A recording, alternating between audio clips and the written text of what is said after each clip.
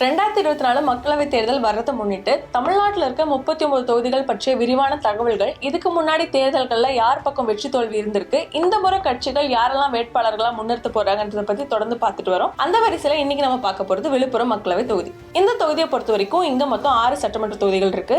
திண்டிவனம், பானூர், விழுப்புரம், விக்கிரவாண்டி, திருக்கோயிலூர், உளுந்தூர்பேட்டை தான் அந்த 6 தொகுதிகள். இதுல உளுந்தூர்பேட்டை மட்டும் கள்ளக்குறிச்சி மாவட்டத்தோட இருக்கு. மீதம் இருக்க 5 தொகுதிகளும் விழுப்புரம் மாவட்டத்தோட இருக்கு. கடந்த 2021 சட்டமன்ற தேர்தலில் திண்டிவனம், பானூர் இந்த 2 தொகுதிகளில் அதிமுகவும், மீதம் இருக்க 4 தொகுதிகளை திமுகவும் வென்றிருக்காங்க. இந்த தொகுதியோட சிறப்பு அம்சங்கள் என்னன்னு பார்த்தா, இங்கதான் சிலிகான் மணல், கிரானைட் கற்கள், செம்மண் வளம்ன்றதுக்கு பேர் போன ஒரு தொகுதியாவே இது சொல்லப்படுது. அது மட்டும் இல்லாம இங்க இருக்க 80% மக்கள் விவசாயத்தை நம்பிதான் இருக்காங்க. அதிகமா விளைச்சல் செய்யப்படுற 2 பொருட்கள்னு சொன்னா ஒன்னு கரும்பு, இன்னொன்னு நெல். குறிப்பா கரும்பு உற்பத்திக்கு பெயர் போன ஒரு தொகுதினே விழுப்புரத்தை கண்டிப்பா சொல்ல முடியும். 2008 தொகுதிகள் சீரமைப்புக்கு பின்னாடிதான் திண்டிவனம் தொகுதியிலிருந்து பிரிஞ்சு விழுப்புரம் புது மக்களவை தொகுதி உருவாக்கப்பட்டுச்சு. அப்படி பார்க்கும்போது 2009 இருந்து இங்க மக்களவை தேர்தல்கள் நடந்துட்டு இருக்கு. இந்த 2009 தேர்தலில் அதிமுக உடைய முருகேசன் ஆனந்தனும், திமுக கூட்டணியா இருந்த விசிக சார்பா சுவாமிதுரையும் போட்டிட்டு இருந்தாங்க.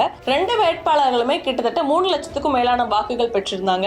வெறும் 2797 ஓட்டுகள்ல விசிக உடைய சுவாமிதுரையை வீழ்த்தி வெற்றி பெற்றாரு அதிமுக உடைய முருகேசன் ஆனந்தன். அந்த வழியா விழுப்புரம் தொகுதியிலிருந்து நாடாளுமன்றத்துக்கு போன முதல் எம்பியும் அவர் தான். அப்படி பார்க்கும்போது இதுவரைக்கும் நடந்த 3 தேர்தல்கள்ல 2 முறை அதிமுகவும், 1 முறை திமுக சின்னத்துல போட்டிட்ட விசிகாவும் வென்றிருக்காங்க.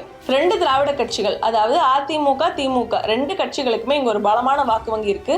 அது மட்டும் இல்லாம பாமக, தேமுதிக, விசிகாக்கும் இங்க ஒரு கணிசமான ஓட்டு வங்கி இருக்கு. அதிகபட்சமா இந்த தொகுதியில வன்னியர்களும் தலித்துகளும் தான் இருக்காங்க. அடுத்ததா 2014 மக்களவை தேர்தல். இந்த தேர்தலில் அதிமுக சார்பா போட்டியிட்டது எஸ் ராஜேந்திரன், திமுக சார்பா டாக்டர் கே முத்தையன், தேமுதிக சார்பா கே உமாசங்கர், காங்கிரஸ் சார்பா கே ராணி மற்றும் மார்க்சிஸ்ட் கம்யூனிஸ்ட் கட்சி சார்பா ஜி ஆனந்தனும் போட்டியிட்டாங்க. இந்த தேர்தல் முடிவுகள்ல அதிமுக உடைய ராஜேந்திரன் 4,82,704 வாக்குகளும், திமுக உடைய முத்தையன் 2,89,337 வாக்குகளும், தேமுதிக உடைய உமாசங்கர் 2,09,663 வாக்குகளும், காங்கிரஸ் உடைய ராணி 21,461 வாக்குகளும், மார்க்சிஸ்ட் கம்யூனிஸ்ட் கட்சியுடைய ஜி ஆனந்தன் 17,408 வாக்குகளும் பெற்றிருந்தாங்க. அடுத்ததா 2019 மக்களவை தேர்தல். அதிமுகவை பொறுத்த வரைக்கும் அதுக்கு முன்னாடி அதிமுக சார்பா விழுப்புரம் தொகுதியில எம்பியா இருந்த ராஜேந்திரனுக்கு ஒரு நல்ல பெயர் இருந்தது, மக்கள் கிட்ட ஒரு நல்ல அபிமானம் இருந்தது. ஆனா எதிர்பாராத விதமா ஒரு கார் ஆக்சிடென்ட்ல 2019 பிப்ரவரி மாதம் அவர் இறந்துட்டாரு.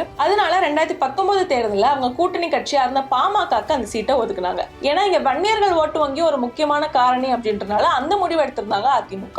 அடுத்ததா திமுகவை எடுத்துக்கிட்டோம் அப்படின்னா அவங்களும் அந்த சமயம் அவங்க கூட்டணி கட்சிக்கே அந்த சீட்டை ஒதுக்கலாம்னு முடிவு பண்ணியிருந்தாங்க. அப்படி விசிகாவுடைய பொதுச் செயலாளர் ரவிக்குமார் போட்டிட்டு இருந்தாரு. ஆனா திமுகவோட சின்னமான உதயசூரியன்ல தான் அந்த தேர்தலில் அவர் போட்டிட்டு இருந்தாரு. அப்படி பார்க்கும்போது திமுக சார்பா ரவிக்குமார், பாமக சார்பா வடிவேல் ராவணன், அமமுக சார்பா கணபதி, நாம் தமிழர் சார்பா பிரகலதா, மக்கள் நீதி மையம் சார்பா அன்பின் பொய்யாமொழியும் போட்டிட்டாங்க.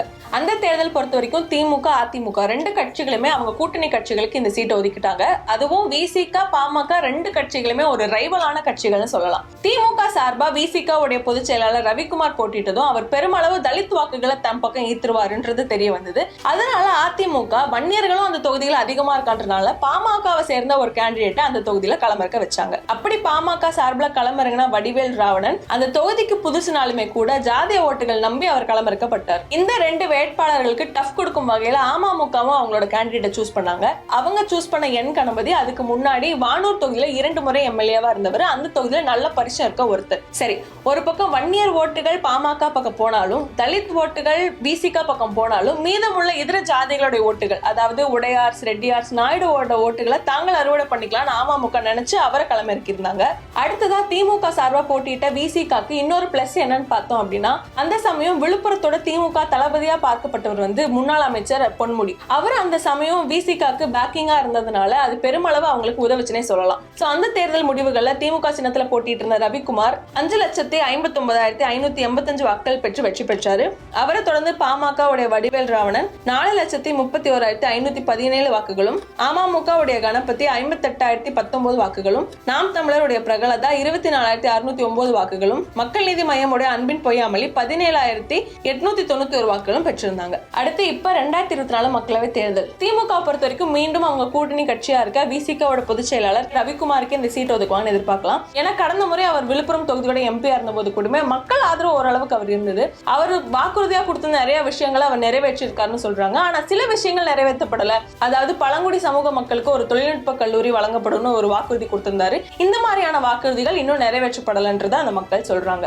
அடுத்து அதிமுக சார்பா யார களமிறக்குவாங்கன்னு பார்த்தா, எப்படி திமுகக்கு அமைச்சர் பொன்முடியோ அந்த மாதிரி அதிமுகக்கு இங்க சி.வி. சண்முகம் தான் ஒரு அதிமுகவோட வாய்ஸாவே இருக்காரு. சோ அவர் யார கைய காட்டுறாரோ அவர் தான் வேட்பாளரா இருக்க அதிக சான்சஸ் இருக்குன்னு நம்பலாம். அடுத்தது பிஜேபி பொறுத்த வரைக்கும் இன்னும் அவங்க கூட்டணி முடிவுகளும் எதுவும் தெளிவா அறிவிக்கல. அது மட்டும் இல்லாம அவங்க வேட்பாளரா, அதாவது பாஜக வேட்பாளராகவும் இந்த தொகுதியில யாரையும் சொல்லல.